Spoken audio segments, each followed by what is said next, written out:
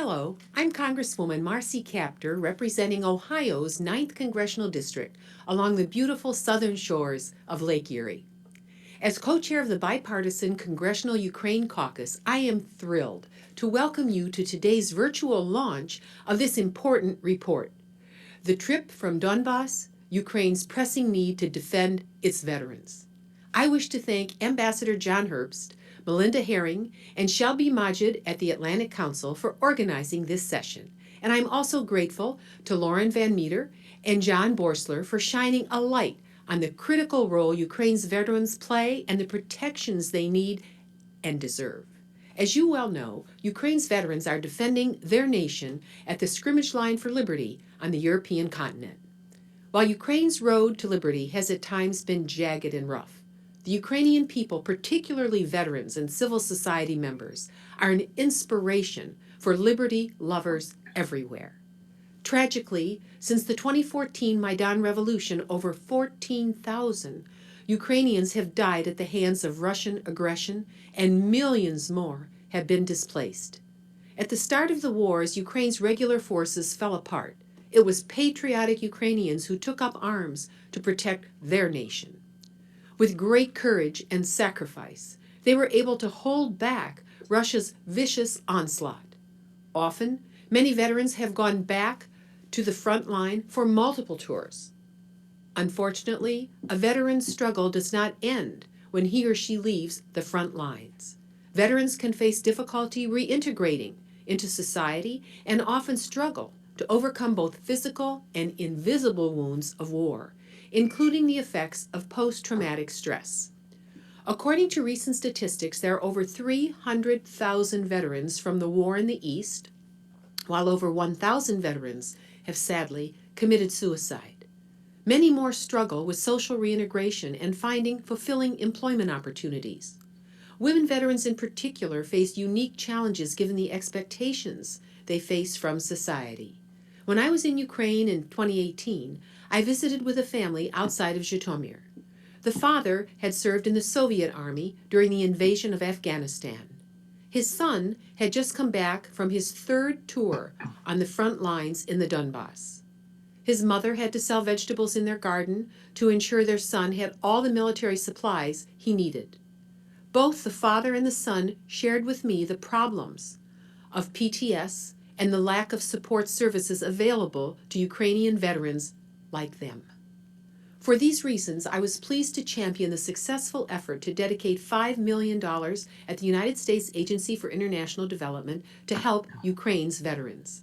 These funds are currently being used to increase understanding of veterans' needs and to boost the Veterans Ministry's institutional capacity. Recently, the House of Representatives voted to increase strategic assistance to Ukraine. This includes $275 million for the Ukraine Security Assistance Initiative, up $25 million. Additionally, we provided $255 million for anti-corruption and development assistance, a $5 million increase. Should it pass the U.S. Senate, this increased assistance can provide new opportunities to assist Ukraine veterans. I'm also fortunate to represent many Ukrainian Americans with medical experience treating veterans in our own U.S. Veterans Affairs medical centers and outpatient clinics. I am currently working with Open World and Ukrainian American medical specialists to increase the exchanges to enhance capacity of Ukrainian veterans caregivers. In conclusion, I thank you all again for attending this panel session. I look forward to the conversation to discuss further ways to enhance care and job integration of Ukrainian veterans. With your leadership and engagement, I am confident we will be able to make a difference in the lives of Ukraine's veterans. Thank you all.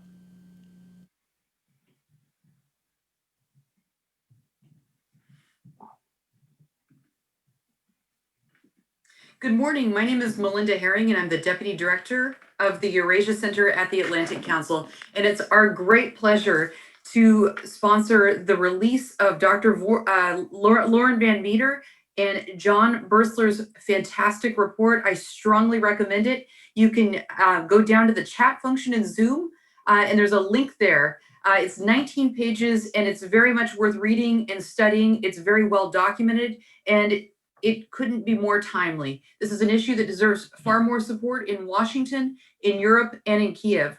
The report is called The Trip from Donbas, Ukraine's Pressing Need to Defend Its Veterans, and it details many, many needs that veterans face. I'd like to thank Representative Marcy Kaptur for her leadership on this issue. She's such an important voice on Ukraine, on its vets, and I'm really grateful that she spotlighted the individual needs that women vets face. That's a subject I definitely want to turn to. Now, today we're not only launching the report, we're sponsoring a discussion with Dr. Lauren Van Metre and John Boerstler, the authors of the report, as well as Ella Lama, who's the president of the Democracy Center in Kiev. Thank you for joining us, Ella. And then Maxim Kozub, who's a Ukrainian veteran, and he served with the IDAR Battalion, and he was an APC commander with the 30th Mechanized Brigade. Welcome, Maxim. Thank you very much. Now it's my pleasure to turn to Lauren. Lauren, please give us an overview of your report and just a softball question. Why is this such an important issue? The war's been going on for 6 years. Why are you focused on this? And congratulations on your report. The floor is yours. Thanks, Melinda. It's so nice to see so many good colleagues and friends who've been supporting the veterans issue for so many years in Ukraine and over here in the United States. As always, our sincere thanks to the Atlantic Council for always supporting and elevating Ukraine and for encouraging John and I to shine a spotlight on Ukraine's heroes, its war veterans, their families, and the civil society that supports and advocates for them. I think, Melinda, if there's any main theme for our report, it's that Ukraine's professional and citizen soldiers are fighting a two-front war. While increasingly the Army's grown in both capacity and number, its ranks are still filled with teachers, architects, doctors, nurses who will enlist and then re-enlist for short-term deployments because they recognize how important the war is for the future of Ukraine. But then these soldiers return from the front and they return from their time in combat and they fight another war on another front, which is that they have to fight the system or the lack of system for support for their reintegration. And frankly, I would say military service in Ukraine today can be a sacrifice of one's profession. It can be a sacrifice of one's family and community life. And for many, it's a sacrifice of their individual health. So to your question, yes, this is not just a human interest story. People may say this is terrible, but why does it matter? Ukraine has so many priorities right now. Why prioritize this issue? And why should we in the US, our policymakers, NATO leaders, and European countries care and prioritize this issue? And John and I argue that this is important for three critical reasons: war, democracy, and peace. Veterans care is absolutely essential to the war effort. This is a war that's going to determine European and American transatlantic security. And a robust veterans care system advances three things: military professionalization, it enhances soldier retention, and attracts the best recruits. Right now, a lot of soldiers sign up for the Ukrainian military because they don't have other employment options. Or you see people serve for a year, go back to a civilian job to secure their civilian career, and then return periodically to the front. We feel that if Ukraine established a solid post-service care system, it would retain and attract the best men and women who saw military service as a viable profession. It also supports and is highly supportive of Ukraine's democracy, which is not just about elections, institutions, and political checks and balances. I mean, democracy at its heart is about a culture where citizen interests and needs are what the government serves. And Ukraine's current veteran system, frankly, is based on Soviet values and processes, where the state's more interested in replicating itself or serving the ruling or oligarchic elite. And we argue what better place to start with building a culture of services to citizens is with those citizens who are risking their very being for safe and prosperous Ukraine. And then the final way that I think it's important, and it's not in the report, but it was something I was thinking about over the weekend, is that Look, a priority of the Zelensky administration is, a peace settlement. And often peace settlements have a significant GDR, or disarmament, demobilization, and reintegration aspect of their peace process. What better way and opportunity to put that system in place right now with Ukraine's own veterans, get it right, a system that knows how to reintegrate combatants and that could become a core element for, say, sustained peace in the Donbas. I would like to highlight, some of our recommendations as well. John and I spent a lot of time on that. We feel primarily that the Ministry of Veterans Affairs in Ukraine really has to put in place a strategy for veterans that shifts the current system, which is based on benefit payments and subsidies, over to a system that provides services. Soldiers need healthcare, they need mental health and rehabilitation, they need education and employment services. This allows them to be productive members of society rather than the current system, which creates subsidized dependency. And this is what our veterans want. You will hear from Maxime that this is what veterans want. They want to be productive members of society. In order to achieve that goal, how can this be done? These are just a few of our recommendations, but I think they're most important. Any strategy must hold out as the primary goal is ending veterans' marginalization and to ensure that they're not just reintegrated into society, but like I said, that they're productive leaders in their community and country. And so probably the three recommendations that I would highlight in terms of this is that veterans care right now has to have a standard level of care across the country. Right now, what oblast you live in determines whether or not that veteran receives services, because veterans care services are paid for locally and administered locally. And the Ministry of Veterans Affairs has to establish a standard of care and work with local officials across Ukraine. You shouldn't be marginalized because of where you live. Finally, I would say, and this is where Ella Lamarck and others have been huge champions, gender equality is non-negotiable. Women and men have different needs post-service, and women come home to greater levels of societal discrimination and barriers to employment. In fact, the discrimination they face is quite horrendous, and we document some of the stories in our report. Women at the front serving combat and danger positions, even though on paper they're not allowed to do so. And the Veterans Care has to recognize the reality of women's service and not the current fiction that women are at the front only in support roles. They come back with combat wounds. And finally, and I think this is the most important, and this was a long conversation I've had with many of my colleagues, and probably for me, the most important recommendation right now in terms of what it does to marginalize Ukraine's veterans. And that's the government of Ukraine must combat the disinformation campaigns around veterans that feed social distrust and frankly strengthens Russia's position in this conflict. There's narratives swirling around Ukrainian society that cast veterans as criminal elements and play into people's fears that the war will create a more violent society.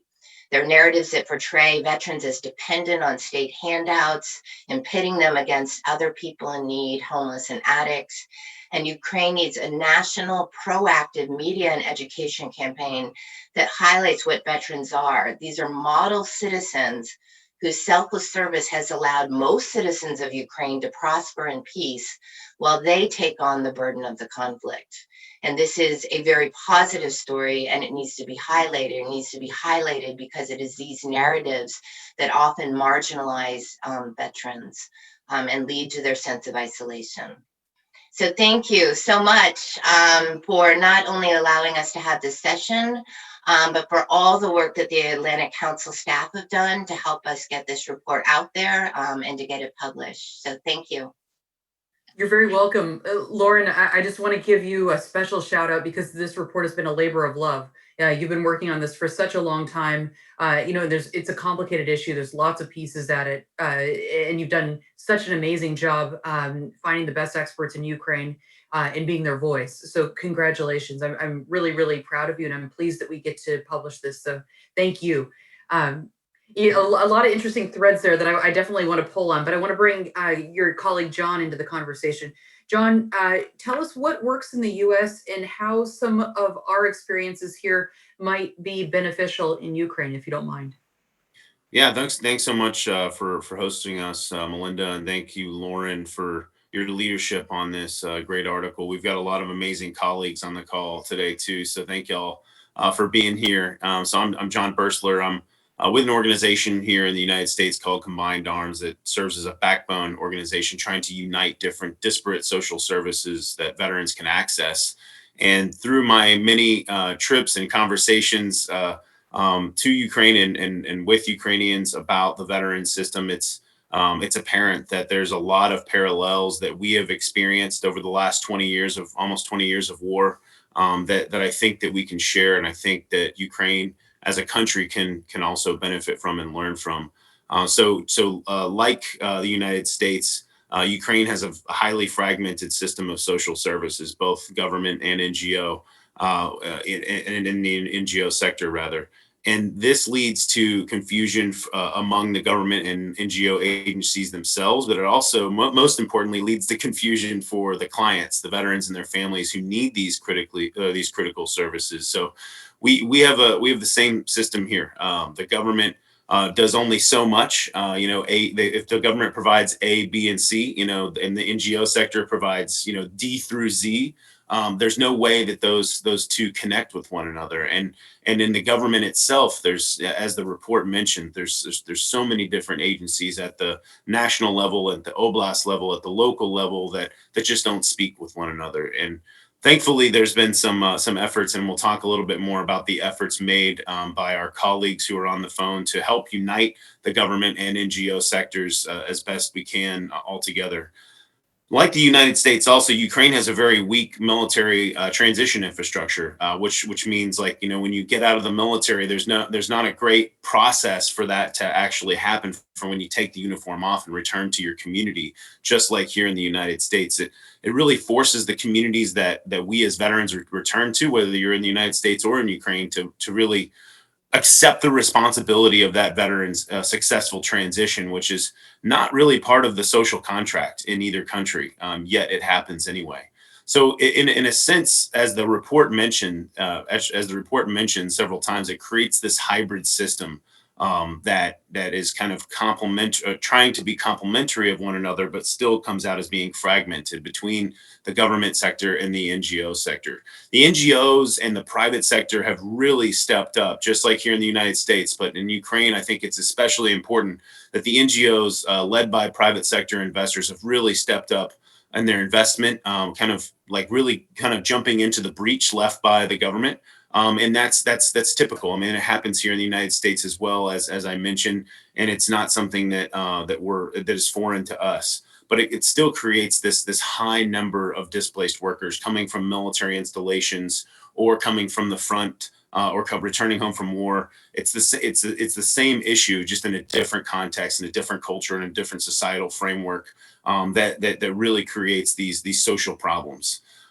Another major issue that's highlighted in the report is the difficulty in granting certain status of veteran status to volunteers, to members of the Guard and Reserve, and we have that issue here as well. During the last roughly 20 years of war, we have had some difficulty in granting status to the members of the National Guard and Reserve, just like Ukraine has had difficulty in granting status to those many thousands of volunteers who stepped off the streets in Maidan and went to the country's immediate need in Donbas. We face the same issue here in the United States. We unfortunately don't take care of those members that have provided about 45% of those deployed to Iraq and Afghanistan in the last 20 years. We don't provide them enough support, just as the Ukrainian veterans are not provided with enough support. But ultimately, because of the many mistakes that we in the United States have made in the last 20 years, the lessons learned, the best practices we've developed, we think, and we are currently doing, and we'll talk more about that later as well, that we can truly help Ukraine in understanding some of these mistakes so that they don't have to make them. We can accelerate that transition process. We can accelerate the lessons learned from uniting the government and NGO sectors as best we can, because we are incredibly supportive of Ukraine, the people, and what has happened in the last 6 years, because truly Ukraine is on the front line of democratic values and on the front line of democratic institutions, and we must support them. Thank you. Wonderful. Thank you for that extremely concise and important description. I'm really looking forward to digging in a little bit more. Now, some of the amazing civil society initiatives that John just described, there's 3 articles that I've put down in the Zoom webinar chat. One is by Lauren about women's vets. Another is about Ukraine Hub, which is a phenomenal initiative. And then the other is about Lifeline, which is an amazing initiative that was sponsored by civil society, and it's a suicide prevention hotline. And Paul Nyland is the brains behind that operation. He's on the call with us. Thanks for being here, Paul. So definitely have a look at those articles. I'd like to go next and bring Ella into the discussion.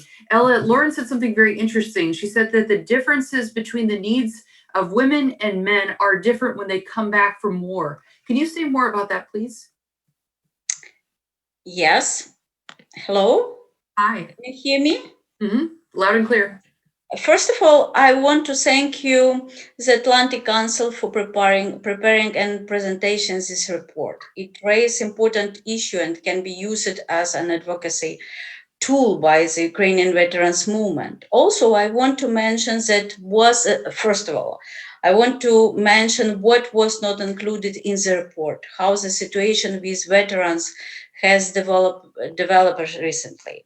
First, Ukrainian launching an election campaign for local council. Ukrainian political party and politicals are working with veterans when it is in their interest in the context of election, but otherwise do little to support those defending their country's very existence. They don't advocate for veteran services. I just back from 2 regions in Ukraine, Kirovogradskaya Oblast and Khersonskaya Oblast, and my first question was if region has some services for veterans, or if region local authority support NGO and cooperate with veterans NGO. Unfortunately, we don't have on local level many veterans NGO and initiative from veterans. Secondly, right now, our parliament and government are preparing the state budget for the next year. It is a very important question for us. It is important to understand how the veterans' interest will be included in this budget. As of now, the draft of the budget has no funds allocated for the awareness raising campaign for the lives and needs for veterans and for all Ukraine. No line in the budget to honor the memory of those fallen, nothing for patriotic awareness raising campaign for the wider public and for youth people. The draft of the budget for next year has the funds to improve the living condition for 30 veterans. Can you believe 30 veterans for the entire country? Next point, there is open question for the next state budget will be if there will be have the line to support project for veterans NGO and support veterans initiatives.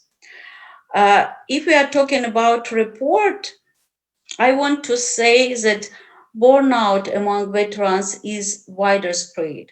They lose their trust of the state and for the local authority. Many veterans cannot believe that we can change something, and they don't want to support some activities, and they don't want to cooperate with local authority. Many veterans don't have jobs or benefits and are looking for work. So oligarchs and political involve and use veterans for nefarious purpose, and this leads to criminal cases against veterans. Many veterans in Ukraine are staying in oh my God, in English, in prisons without court. My next point is very important. Ukraine and international donors organizations should support and promote local level veterans NGO. Many veterans NGO registered on national level and big cities, economical cities and industrial cities. But nobody is working with local small NGOs who are support veterans on local level. It's important for us and donors organization to support them as skills what is NGO movement, how NGO should work, what is advocacy instrument, how they can work with a local authority, with government, what is lobby for them, how they can work with programs, state program, with local program, with action plans on local level, how they include themselves services or themselves activities in program on local level. It is open question for veterans NGOs. They don't have instruments, they don't have knowledge about how they can work with parliamentary, with council on local level, with other NGOs, with business organization. Veterans NGO don't have knowledge about actually about gender policies, as Lauren mentioned. And we just only this year, and we started campaign with veterans organization about what is domestic violence, what is sexual abuse, and many veterans open this page and excuse me, it's not our issue. We should talking about war with Russia. We should talk about our patriotic attitude, but why we should talk about sexual abuse, about domestic violence? It's new issue for them. But also I want to say about women's veterans. And women's veterans has support from UN Women, from other donors organizations. They created a veterans movement, and they have a small project for different activities about, just example, a leadership program, conflict resolution. They started work with very important issues, women, peace and security agenda. So we should start work not only with women's veterans movement, and should work with general veterans movement about this issue. Wonderful. Let's wrap it up there, and we'll come back. Lots of interesting thoughts there. And I did a little reporting on this subject as well, and I was told that the veterans communities, part of the problem is that they're spread all over the country, and they're not very well centrally organized. So I think that's part of the issue, is someone needs to pull these groups together. I'd love to know your thoughts on that. Do you agree with that? Yes, if we are talking about national level, at many NGOs on national level has branches, has umbrellas for them, and they're working with veterans, but they don't have a strong services for local level veterans. And many local NGOs don't have support. Kyiv invited them for some activities, invited them for some seminars, but how about services every day? How about communicate with them and to develop local level organization? Many donors work with, and they support capacity building of national level organization. But we should talk about to share experience, to develop local NGOs on village level, on small city level. Well, in defense of the donors, it's a lot harder to find the smaller ones, but there are donors that are doing an excellent job. I mean, I can think of the National Endowment for Democracy, and they've been supporting Legal 100, which is a phenomenal organization, that's been providing, attorney services to veterans. Go ahead. Sorry. And it's just example, we have a donor, Aysar Yednanya. They have a small grants for a lot of NGOs. and to support capacity building of NGOs on local level. But I didn't see a lot of information through veterans organization or who is sharing information about this competition for veterans organization. Many ecological organization, many children organization, many women's organization included in civil society movement. But veterans organization didn't involve in civil society.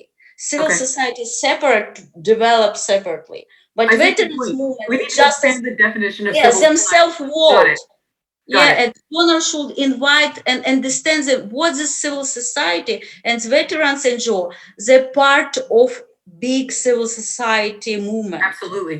Absolutely. No, I couldn't agree more. Let's bring Maxime in here. Maxime, thanks for being so patient. I'd like to, you are a veteran and you fought in the Donbas.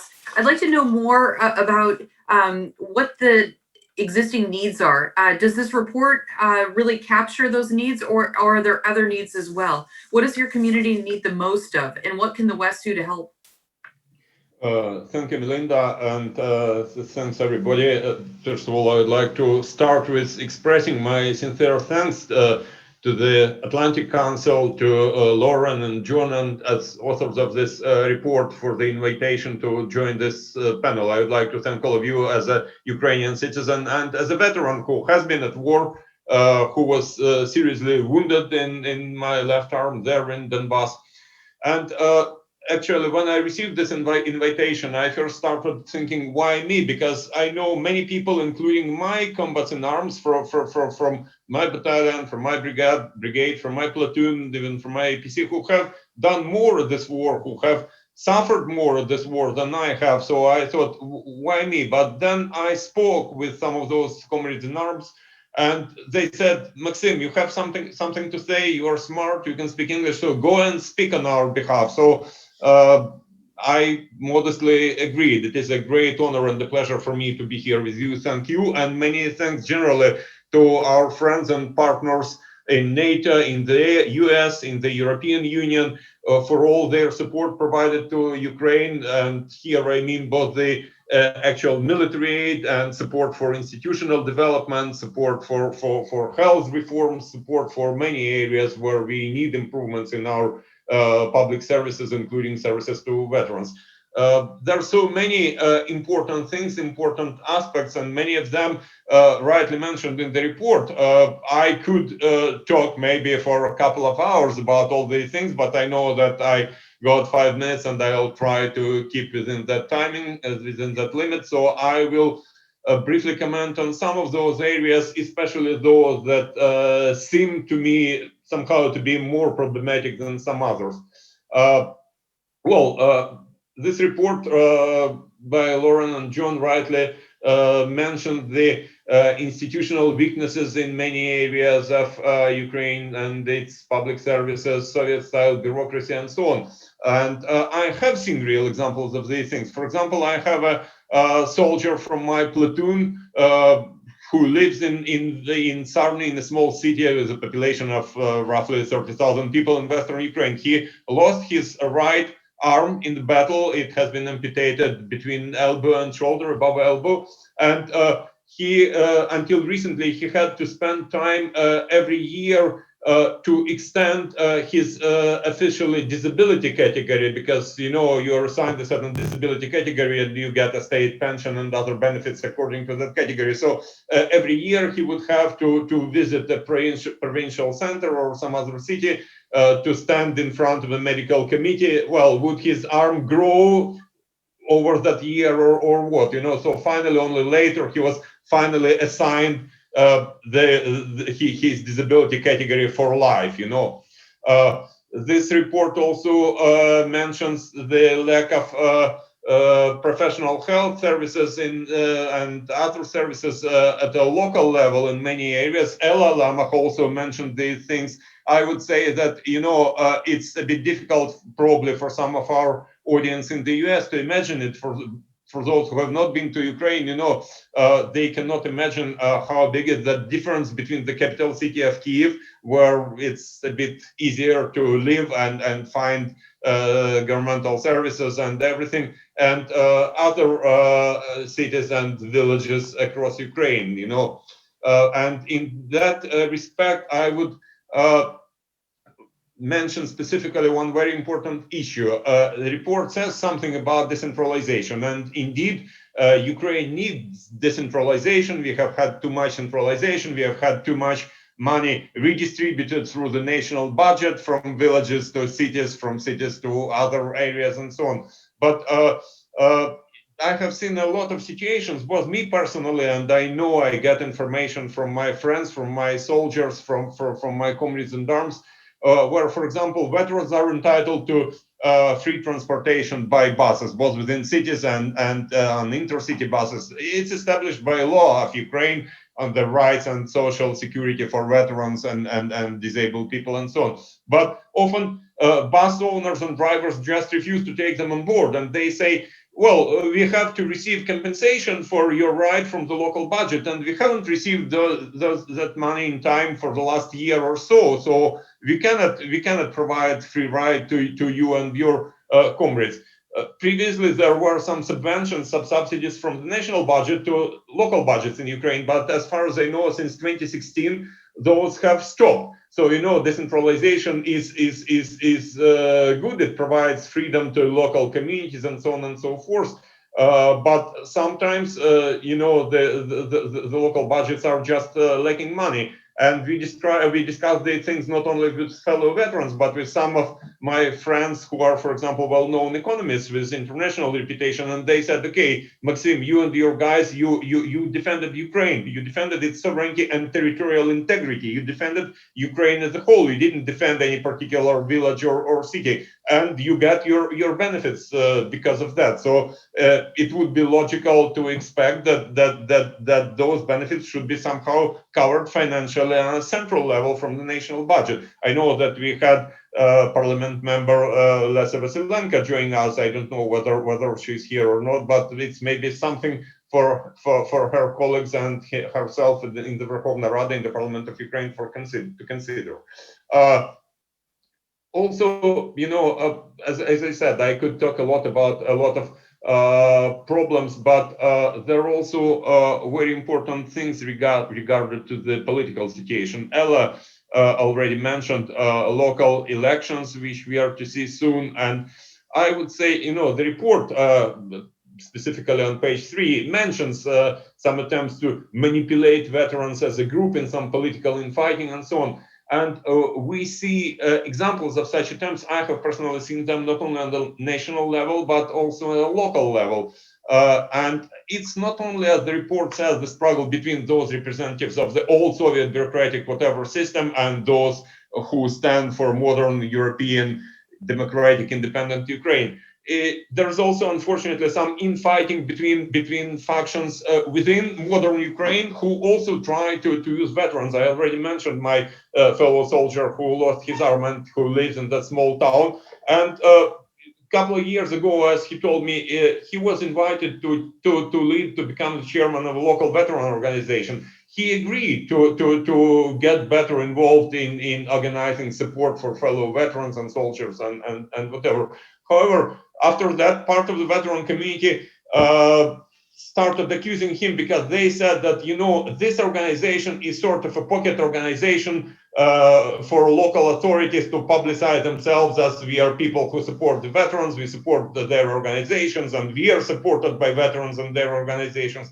Although this friend of mine, this soldier, he did not have any political agenda of his own. He just wanted to get involved, to do something to better help fellow veterans and whatever. But he finally had to resign from his position in that local veterans organization because he was accused like, you are supporting those bastards in our local government and so on and so forth. This is a very sad example, but this is unfortunately, as far as I know, quite a typical example of modern political inciting. Also, a report says that they're citizens of new Ukraine, so to say, and the civil society who envisioned their country as a modern democratic European state, which is right. But there is another very important aspect of being a modern democratic European state, and that's about the rule of law. Some of you already mentioned some criminal aspects. And sometimes, you have everybody to understand what the rule of law is. And sometimes you have a lack of this understanding from various sides. On the one hand, there are authorities and those transportation companies, bus companies, and whoever who sometimes fail to provide veterans with benefits established by law.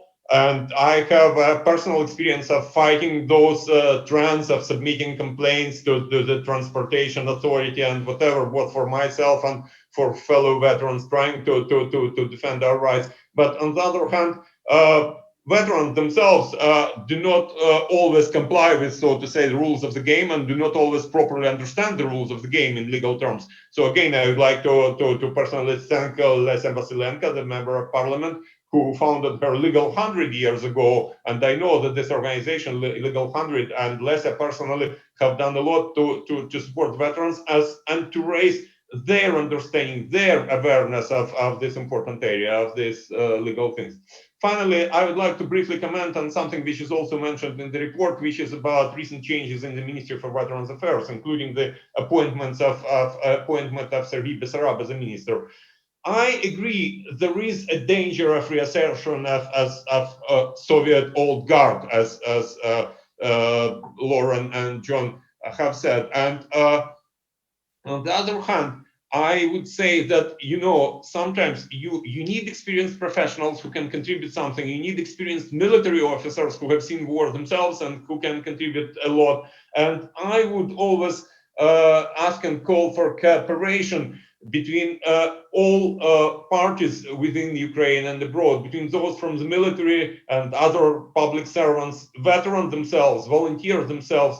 And I see a danger where in situations where some of those parties see each other as enemies, and there is some sort of artificial opposition and hostility created against each other.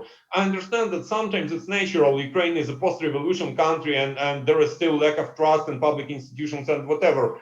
But still it is a danger, and it's not only about volunteers versus, say, ministries and other traditional public servants, but also sometimes, unfortunately, there is this extreme example of this opposition between veterans themselves, because there are veterans who went to trenches voluntarily, like myself, and who became part of volunteer battalions, and some of people say, we are the real warriors, we are the real soldiers, and there are those bastards in those traditional army units who did nothing, and so on. And this is just a plain wrong idea. And I can say that myself, because I have been both with Aidar volunteer battalion, although part of the Ukrainian army, and later after rehabilitation, I got back to the trenches in 2015 and became an APC commander with the 30th Mechanized Brigade, a traditional army unit, so to say. And I would say that at war, all of us, whatever the unit or role was, we were defending Ukraine together, and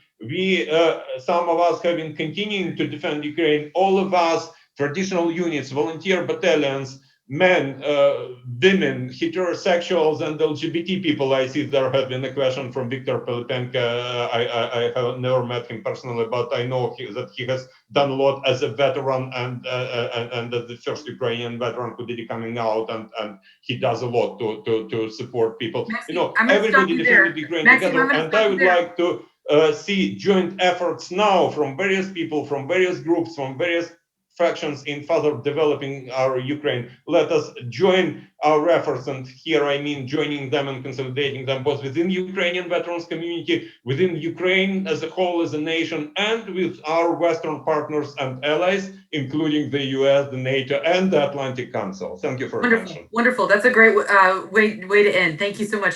Ella, I want to ask you a political question. So this war is in its 6th or 7th year, depending on how you count it. And we've had more than one different presidential administration. We went from Poroshenko, who was very patriotic, and to Zelensky, who has put a premium on trying to find peace in the Donbas. How has that change in administration affected veterans? Is Zelensky as clued in? Does he care about veterans? Is it right that there's actually no veterans committee in the Rada? Did I get that right? And you're muted. You need to unmute. As I understood this question for me, yes? Yes, please. Yes. Actually, if we are talking about its Poroshenko team and when he was president, and he and his administration and cabinet of ministers supported many activities for veterans and they worked with different NGOs of veterans on different local levels. They didn't think about that veterans should work on this part of election, on this part of some structure. He was a democratic instrument, work with them and support them. And just example, if we're talking about Ministry of Social Policy last year supported and actually more than 15 million hryvnia for services for veterans for different NGOs. But this year, only 2 million hryvnias a Ministry of Veterans gave for veterans movement or veterans initiative. If we are talking about election process and the many veterans don't have they don't want to work with Zelensky administration and them team. And also, you mentioned about cooperation in how veterans NGOs cooperation between veterans movement. Actually, it depends of region of Ukraine. If we are talking about Lvivska Oblast, Chernivtsi, and more patriotic oblasts, their veterans movement are working, are cooperation. If we are talking about Khersonska Oblast or Nikolaevska Oblast, we don't have more experience examples how veterans, different NGO working together and actually on just example veterans Oblast, I just back and the veterans movement don't want to work with Zelensky administration and they don't work with local authority. Okay, interesting. Thank you so much. We have 11 minutes remaining with these wonderful authors and experts. We'd love to have your questions. If you could type them in the Q&A, or you can also use Future Ukraine on Twitter. One gentleman asked us to post the report. It is in the chat function on Zoom. So if you use your mouse and you move over to the chat function, you'll find the link to the report. Like I said, it's a fabulous report. It's only 19 pages. And we very much hope that the Rada will take this report seriously. We would love to translate it into Ukrainian if we can find the funds to do that. I think it is an important advocacy tool. And I'm sure that there's more things that can be done, but it's a very, very good first start. As soon as COVID lifts, hopefully we'll get a chance to present the paper in Kiev as well, Lauren, and in Europe as well, because I think there's a huge need for it. So we'd love to take some questions. Go ahead and type those down below. There is a question from Hans Petter Midtun. He says, in 2014 and 15, the volunteers played a crucial role in containing the military conflict in the Donbas. Lately, while talking to officers in the Ukraine security and defense sector, I am left with the impression that they don't fully recognize the contribution of volunteers. This is probably a good question for Lauren and for John. Do you find that the Ukraine armed forces are pushing the need for support to veterans? If not, is the perceived attitude towards veterans one of the reasons for their lack of support? Lauren, do you want to go first? Sure, I'd be happy to.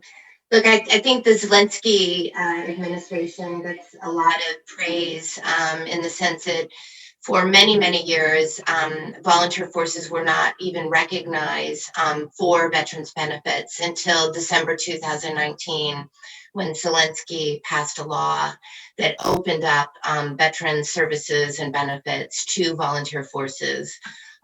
This has, as Maxim said, been an issue of tension,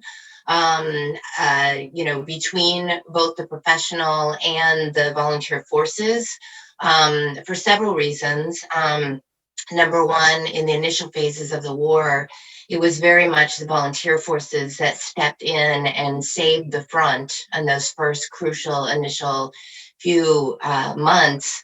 As the Ukrainian military, which had been sort of hollowed out by corruption, but also downsizing, failed to mount a successful defense of the front. So there was always that tension between the volunteers and the regular army. But that tension, I believe, has also played out in these disinformation campaigns as well, in the sense that Russia has often targeted the volunteer forces, calling them fascists, calling them criminal elements, etc. And so that disinformation campaign has certainly contributed to the tensions, as Maxime says, often between professional services and volunteer forces that frankly need to be bridged. Yeah, Maxime, go ahead, unmute yourself.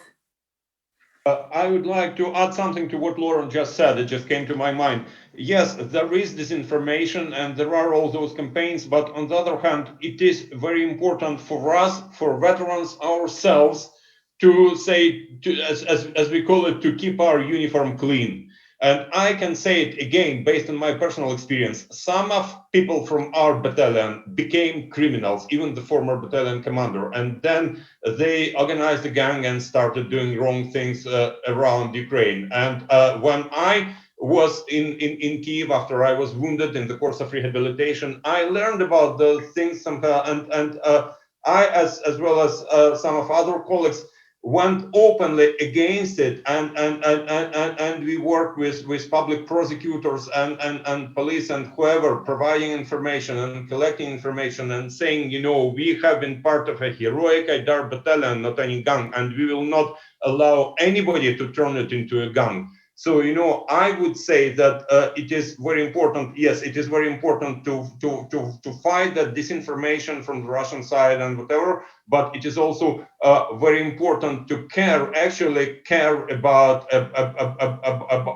law and order among ourselves, and to fight any wrongdoings, because, you know, if we don't do it, sometimes people have this wrong idea of, you know, we should not make things public because people will start thinking bad things about us. I always say, you know, I think of myself, I think of my soldier whom I mentioned, who lost his arm, who was an honest soldier and is an honest person. And I say it is exactly to protect ourselves against any false accusations that we have to go openly against any criminals, because otherwise somebody with Russian support will say, oh, you see, those veterans, they're all criminals, you know, and we have to tell the good from the bad, so to say. Wonderful. That's an important point. Thanks a lot. Lauren, if I could ask you another question, could you say more about the different needs that female vets have than men, and which of those needs are not being met?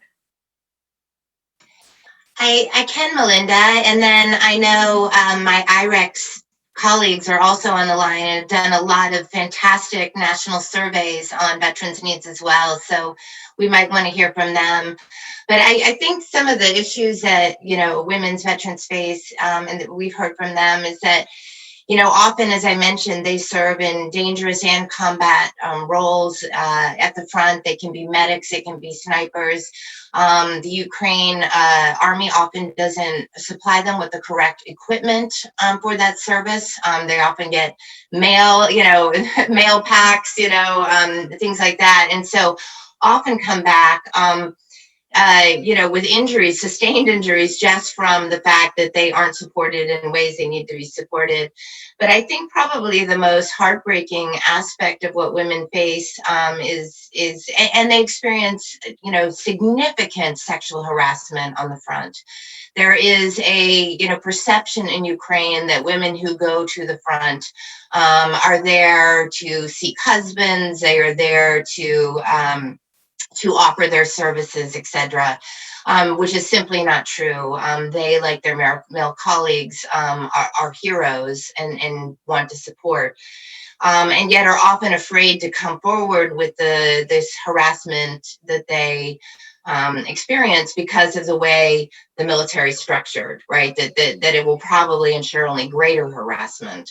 But the heartbreaking aspects are what happens to them when they come back. Ukraine society has very, very patriarchal values. And when women come back from the front, we've heard cases of their children being taken away from them. They've been accused of neglect. We hear stories that they don't get child, they are the primary child care supporter. Without support for that, they can't get back into the employment area, and they're extremely isolated because of the societal views about women, where if they wear their uniform or if they talk about their combat service, they're generally put down. So imagine the isolation and marginalization of that particular set of veterans.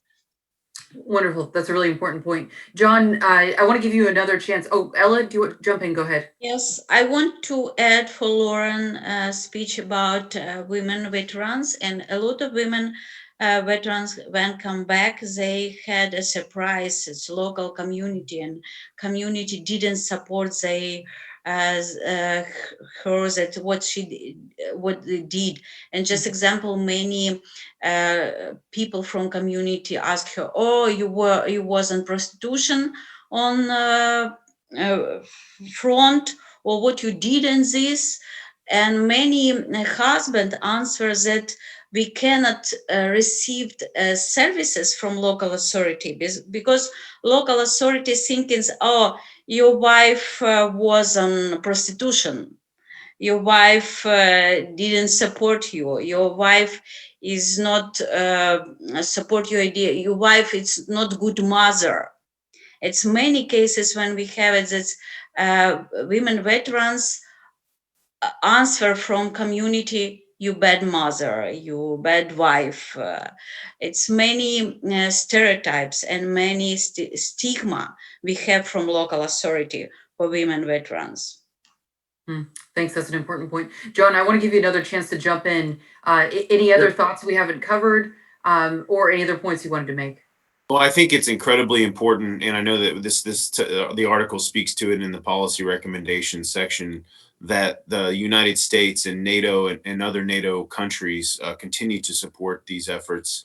Marcy, Representative Marcy Kaptur spoke at the beginning. I think her actions leading to the investment by the State Department, which is now partnered with IREX and Veteran Hub, to essentially invest more of our time and resources into the Ukrainian veterans society, so to speak. That's critically important, and this work needs to be continued long after the project ends. So it's our responsibility as those that live here in the United States to continue advocating on their behalf. And Melinda, I know that you're no greater advocate exists than you. But really, truly, just getting this word out to all of our colleagues, veteran or not veteran, in the United States, so that we can continue to support these amazing projects. Wonderful. I'm going to bring a few other folks into this conversation. Unfortunately, I can't have you speak. Maria Berlinskaya, who is the champion of female vets, says, I would like to share with this group IREX's nationwide research on Ukraine's vets needs and challenges should be released in the next month or so. It will be a good complement to this report. Wonderful, Maria. Please send it our way. We'll be glad to amplify it. Paul Nyland, my friend in Kiev, who's working on Lifeline, he says there was a point earlier about a lack of veteran support services in the regions compared to the capital. There's another level of that problem also, and that is the difference between support services in cities versus villages. This is a challenge being met in some oblasts through pilot mobile brigade projects. My understanding is that the service model is now being refined and expanded. He says another point about the coordination of the many different organizations working with vets across the country. This is also a role that Lifeline Ukraine is trying to play. We are the National Suicide Prevention Hotline, but at the same time, we are used like an information resource as well. We have built a database of various reputable organizations, and we are often helping people to get in touch with services that are available. The Legal 100 has also been mentioned. We readdress people to them on an almost daily basis. That's great to hear. So there is coordination as well. Let me bring in a few more folks. Let's see. Veronica says the Open World program in Ukraine can help disseminate the translated report among Ukrainian MPs. Fabulous. We accept your offer. Thank you very much. She says we have a plan to let's see. They're going to be increasing work on vets affairs, which is also fantastic. Let's see. Maria Berlinskaya says the veteran reintegration program is already very active in Ukraine. She says just last week, our partner Veteran Hub opened its new location in Vinica. That's fabulous news. Veteran Hub, for those who haven't had a chance to visit, is a beautiful facility in Kiev, on the outskirts of Kiev, and it brings together, I think, more than 10 civil society organizations working on vets issues. And it tries to reduce costs and also to make it very easy for veterans to get all their needs met in one place. It's absolutely gorgeous. If you get a chance to go to Kiev or Vinnytsia now, please visit. She says that we are supporting grassroots initiatives to help vets through a small grants program. She says we support Lifeline. Next week, we are gathering the department heads and the deputy ministers of the Ministry of Veterans Affairs to support their own strategy development efforts. Fantastic. We will amplify. Let's get this report translated into Ukrainian. We'll definitely be publishing a short version of Lauren and John's excellent report. It will be translated by Nova Vremya in Russian and Ukrainian. So let's all let's press these guys. She says, let's see. Maria says that we need, they're gathering research on physical health, mental health, employment, and social life. And she has a lot of good points. I'm going to look for one more question from our audience. Here's one last question. This is an interesting one. What measures will be taken to explain the situation for 2 Russian citizens about the war in Ukraine? Now, Russian citizens do not hear reviews of the situation in Ukraine and do not hear the truth. Not exactly a question on vets, but an interesting one. John or Lauren, who would like to take that?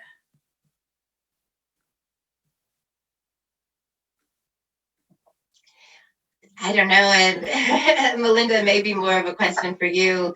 But you know, coming from the peace and conflict field, I think there's a couple of issues where the veterans issue may be important to the discussion in the sense that, you know, as we wrote in our report, first of all, Ukraine has many categories of veterans, correct? So they have veterans that served in World War II, they have veterans that served in the Afghan wars, and they have this new class of veterans coming out of the Donbas wars. We have to be, I think, a little bit more strategic in the sense that, you know, these veterans groups actually have ties across the former Soviet Union.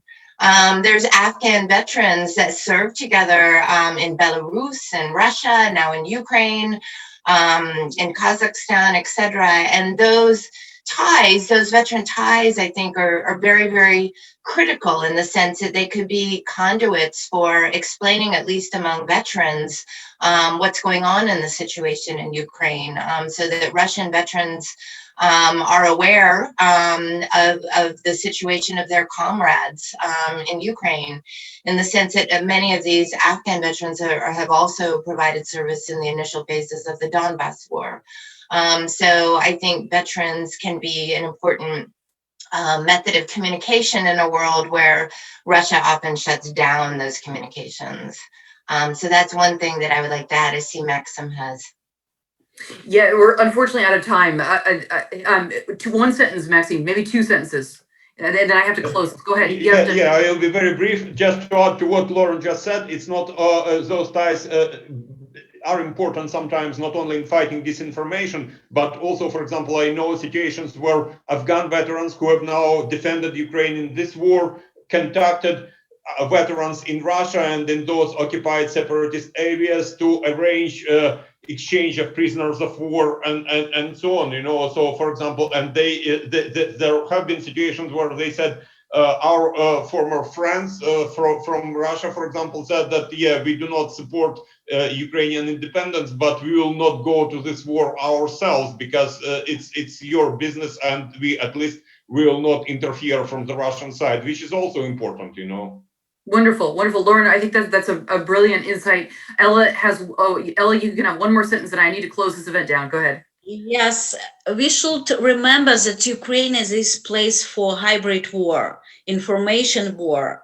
And we have many different cases from Russia about, oh, Ukraine is bad, or veterans is blah, blah, blah. It's a place for hybrid war.